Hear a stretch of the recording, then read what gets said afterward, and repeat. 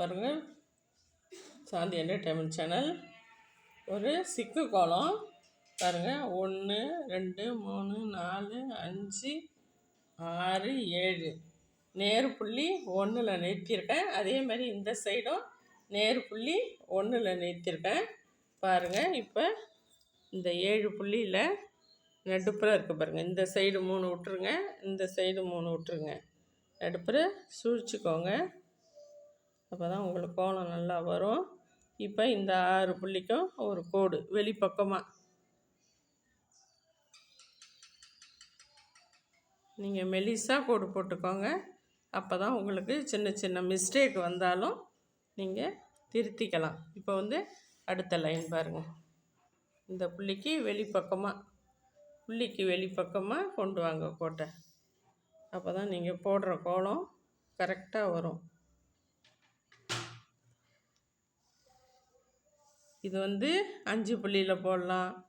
அதே மாதிரி இந்த இன்னொரு சைடு வெளிப்பக்கம் பாருங்கள்.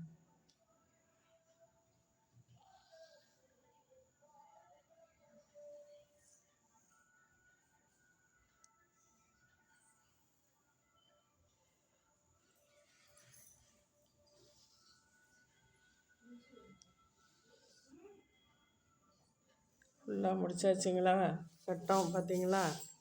இப்போ இந்த சைடு உங்களுக்கு 3 2 1 இருக்குது. அதே போல் இந்த சைடில் நம்ம கேப்பில் புள்ளி வச்சுக்கலாம்.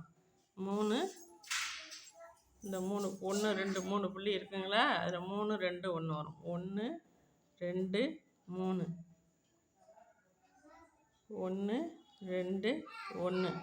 இதேமாரி இந்த பக்கம் முதலே வச்சுட்டோம். இப்போ இதை வச்சுருக்கோம். அதே போல் இந்த சைடு 4 பக்கமும் வச்சுப்போம்.